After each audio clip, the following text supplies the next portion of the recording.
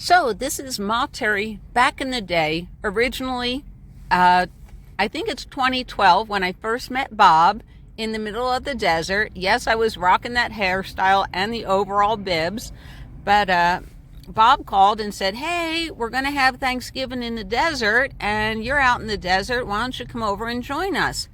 And I'm like, "Bob, I don't have any money. I can't contribute to the Thanksgiving at all."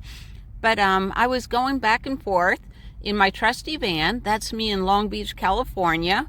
And I was turning wood when I got the call. So I drove myself. Oh, there's one of my pens that I turned. So I drove myself all the way out to Quartzsite in the middle of the desert on faith that Bob was there and Bob would help me through this. So the first Thanksgiving, even though I didn't have any money at the time, everybody donated.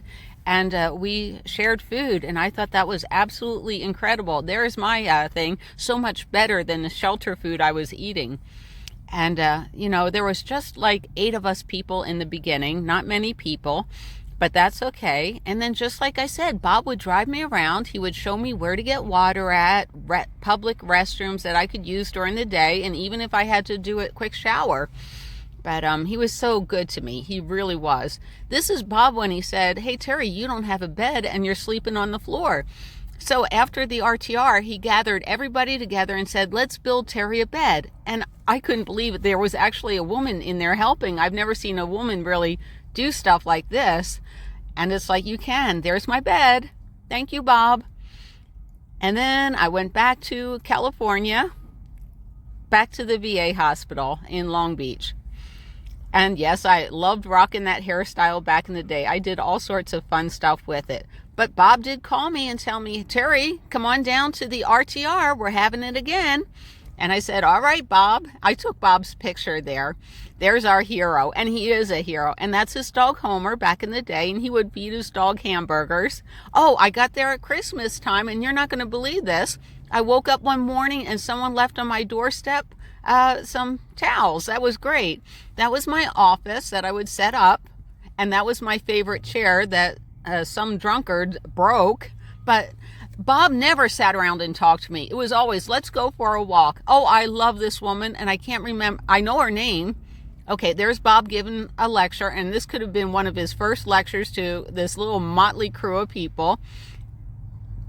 But we're all listening and we're all intent on listening. We did have show and tell, so people would show us how they lived in a vehicle too. My favorite was this lady taught us how to do wire wrapping. So she would gather all of us women together, us woman folk, and we would learn how to wire wrap. Then Bob, during the days he wasn't busy, he would take us out. That was Silly Al's. That, I think, is the guy in the movie that was singing, but he also ran the bookstore. There he is singing. Do you remember that part in the movie? But Bob took us everywhere. He showed us the town of Quartzsite. Oh, there's a tarantula. And people say, did you really get a haircut in the middle of the desert, just like in the movie? Of course I did. And that is one of my good friends doing it. And did I rock those overall bibs just like in the movie? You bet I did. This is someone showing us how they use lattice in their van.